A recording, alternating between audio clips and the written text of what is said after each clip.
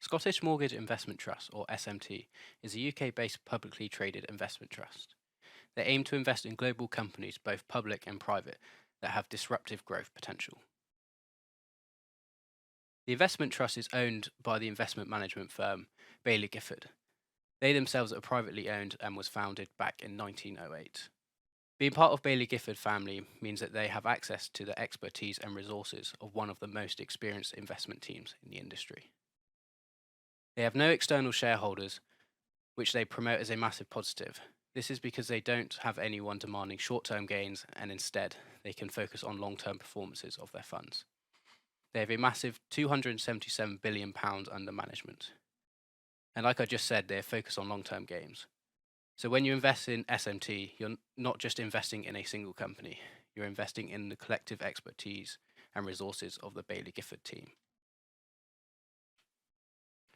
As SMT is an active fund, meaning their holdings don't just track an index, and instead they choose what to invest in, it is very important to know who the managers are, as they are the one doing the stock picking for you when you invest. I think it's best to look at both the company's track record and their current managers before blindly trusting them. After all, past returns are past returns, and it's good to have done some research on who's either going to make you money or lose you money. Tom is the manager of the fund. He is also head of the US equities teams, and during his time at Baillie Gifford has also worked in developed Asia and UK equity teams. Tom's investment interest is focused on high growth companies, both in liquid equity markets and as an investor in private companies. Deputy Manager Lawrence's investment interest has become focused on transformative growth companies.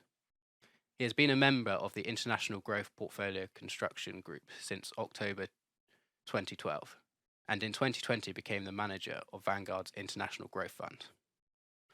Lawrence is also a co-manager of the International Concentrated Growth and Global Outlier Strategies. Prior to this, he has worked in both the emerging markets and UK equity team. Both Baillie Gifford and SMT have a particular ESG focus. They have a focus on what they call actual ESG, where investors concentrate on opportunities that are positive for change and growth. As long-term investors, they have the time to help companies change their systems to become more ESG. Lastly, they aren't a fan of ESG scores. They point out how some companies score highly on the ESG scale that shouldn't. For example, for the environment, the oil and gas producer BP actually scores higher than Xylem, the maker of smart pumps and high-efficiency water control systems that prevent pollution and leaks. For social, Philip Morris, the tobacco company, scores higher than the COVID vaccine maker BioNTech. And lastly, for governance, Uber scores significantly higher than Netflix. Next, we're going to watch a short clip from Baillie Gifford of partner Stuart Dunbar on ESG and systems theories. Everything that you do to try and reduce emissions or to create more social equality is going to have an impact on something else. Fundamentally, think about it like a human body. If you rip a human body to bits and it's all just bits, it's not much use to anyone. You put it together, you've got this amazing machine that's capable of wonderful things. So too, we have to think about how we're now investing in a world where the ecosystem matters. The challenge there, let me give you an example. Climate change is a luxury for some people. If you triple the price of petrol and people can no longer afford to drive the cars, they can't get to work, how's that fair? So this is systems thinking. You have to try and focus on where you can make a big difference, but in ways that people are willing to embrace and that doesn't completely upset the way that we're used to living. Now we have a background of the company, we can now start to look at their holdings. SMT break their areas of investing into four main categories: a digitalized world, decarbonisation, technology meets healthcare, lastly, a category they called and beyond. They describe the investing category, a digitalized world, as the digital transformation that has revolutionized the retail, media and advertising industry and is now broadening into fields such as food, finance and enterprise. They then break down this into subcategories in the areas they describe, such as future of food with Ocado and the digitalization of finance with Wise. Next is decarbonisation, which they break into two subcategories, energy transition, and evolution of transport. As they state, we're moving away from a world of carbon-based energy generation and transport towards electrification and renewables. Northvolt is a Swedish battery developer, while Redwood is an American company that aims to recycle lithium-ion batteries. Both these companies help to complement Tesla, NIO, and Zipline, which of all need lithium-ion batteries in their cars and drones for Zipline. In the tech meets healthcare category, we have the industrialization of biology and transformational healthcare. Ginkgo specializes in genetic engineering to produce bacteria with industrial applications. And Solgen core business is designing and growing enzymes that can turn sugar into chemicals for industrial applications. Moderna is of course a COVID vaccine producer, but that's not all they do. They currently have 48 products in the pipeline, and more recently have progressed a cancer vaccine for melanoma into stage 3 clinical trials. The last area, and beyond, ranges from space exploration companies to luxury brands, with the main company in this segment, SpaceX, making up 3.6% of SMT holdings. SpaceX is a private company with a valuation of around $130 billion. It is of course founded and run by Elon Musk, who hopes to in the future turn it into a full space exploration company. Currently, the company makes most of its revenue from launching satellites into orbit for governments and corporate customers. So now we've taken a look at SMT investing areas. What are the companies that make up their top 10? The top 10 make up 43.7% of total holdings, with Moderna sitting at the top at 10.6%. As just mentioned, Moderna is a COVID vaccine producer. However, SMTs say that talking about Moderna as simply a COVID vaccine provider is akin to pigeonholing Amazon as just a bookshop in the early 2000s.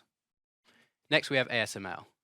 The entire semiconductor supply chains relies on ASML, as they are the dominant manufacturer of equipment used to make microchips.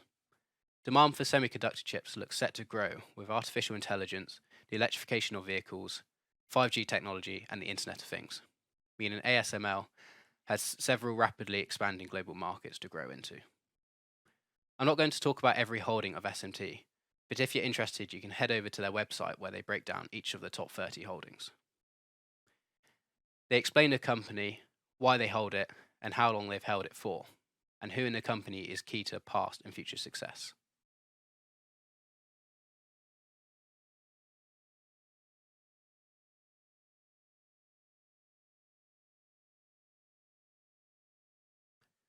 As mentioned, SMT have holdings in both public and private companies.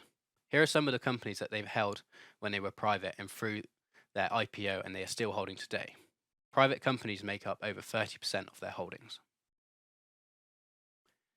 Now, importantly, how have these private holdings performed? Of course, a lot of their holdings have dropped in 2022, which we will look at a bit more later. But looking at the orange line shows the true benefit of holding private companies. It measures the performance from initial investment to the point the company is public in an IPO, with big percentage gains coming from Alibaba and Wise, but absolutely massive gain of around 1,900% from Ginkgo Bioworks. Only one company performed negatively to IPO, and that was HelloFresh. The next important line to look at is the dark blue line, which shows the total performance from initial investment to September 2022, which is SMT's most recent earnings release. Now, the graph structure is slightly biased, as of course the upside of the stock is unlimited, and the downside is only up to 100%, which makes losses look a lot less than they are. However, the majority of the stocks are positive, and with 5 hitting over 500% mark. For example, Ginkgo Bioworks stocks fell over 65% in the first 9 months of 2022, but still have a gain of over 700%.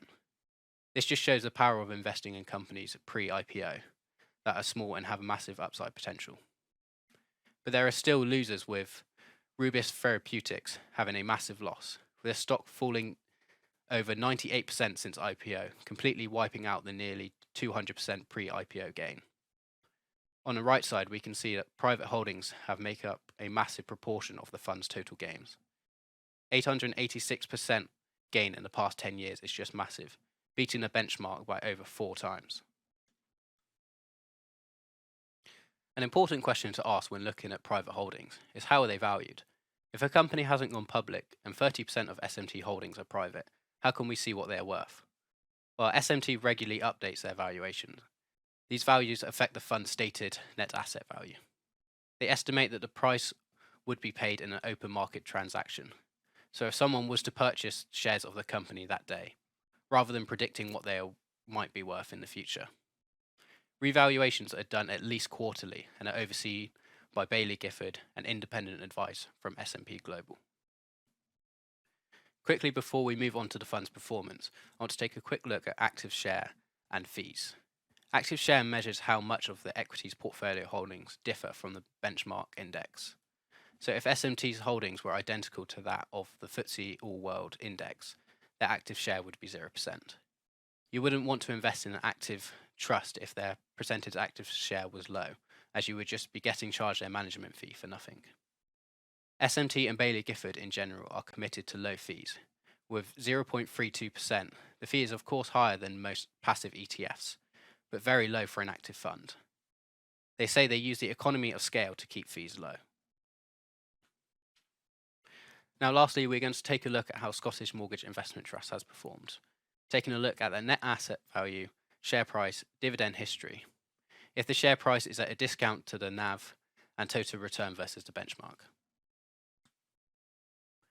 Firstly, we'll take a look at the share price has performed in the past year. Share price has declined 45.7% in 2022. This is compared to just 7.3% decline seen in the benchmark share price. Also, this decline means that the share price is now below levels seen in mid-2020. However, the decline seen in 2022 was following the massive growth seen in the past 3 years. With 2020, the share price more than doubled at a 110.5% gain. So zooming out a bit, how has SMT performed? Well, over the past 3 years, even with the decline seen in 2022, the share price is up 26.2%, slightly above the benchmark. The further we zoom out, the bigger these gains are. With 64.8% at 5 years, this is a gain of nearly 13% per year, compared with the benchmark's 9.7% average yearly gain. Then the biggest is the 10-year performance, with the share price increasing 420.7% over the past 10 years, compared with a still impressive 206.7% for the benchmark.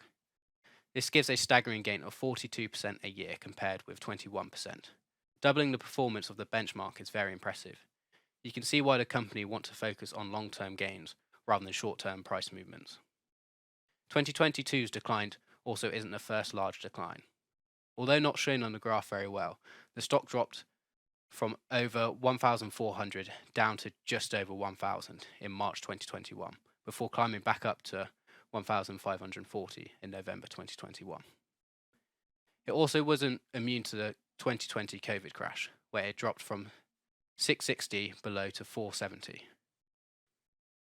With the crash in 2022, it is clear that owning SMT, you have to be able to cope with bigger crashes than the benchmark. But if you can, it will pay off in the long run. As mentioned, SMT compares themselves to a benchmark. What is this benchmark? Well, it's the FTSE All-World Index. It consists of 3,750 stocks, 60% of which are US, and is slightly more diverse index than the S&P 500, but does have slightly lower returns. As also mentioned, SMT pay a dividend. The yield has been declining over the years. Back in 2013, the yield was 1.7%, but it's now just 0.3%. SMT have continued to increase the yearly payments, but as the share price has increased more and more, the yield has declined. SMT has stated that, although our focus remains on long-term capital appreciation, we are aware that a small but consistent dividend is of value to many shareholders. Am I a fan of the dividend? Well, no. If I wanted a dividend-paying active fund, I would look at another one of Bailey Gifford's trusts, the Scottish American Investment Company.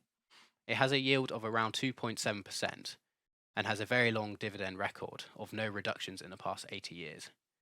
This easily earns itself the title of having a recession-proof dividend, having made it through 14 recessions without a decrease. As mentioned in the Times article, they avoid normal high-paying dividend stocks in the UK, such as BP, Shell, and British Tobacco, likely due to its ESG factors. The reason I'm not a fan is I would personally prefer SMT to keep the cash and invest it, or if not, buy back shares when they are trading at a discount to the NAV. Per share, it's such a small amount, but overall SMT have to use their funds, which could go on new investments, to pay out this dividend. The net asset value per share of SMT holdings is currently above that of the share price. Private holdings are the cause for this discount to the NAV. This is because, as mentioned, the holdings are only valued quarterly on most occasions. So during market downturns, the listed NAV only changes for the public holdings, and investors are estimating that the private companies have declined in value also, leading to the share price being a discount to the stated NAV. If a normal index had a 12% discount, you'd be getting more than what you pay for. But this isn't quite the same case for SMT. The company have said that they may issue new shares when the price is at a premium, which will help reduce the share price. Shares bought at a premium may have a greater risk of loss than shares bought at a discount. So if you're thinking about picking up SMT shares, be sure to check the discount percentage. Long term, they sit between -5% and 5%, so the current discount of over 12% does look appealing, if you think the investors are overselling. I personally use Hargreaves Lansdown website to see the premium and discount. Thanks for watching. Please like and subscribe the video if you enjoyed, and why not check out one of my other stock analysis videos.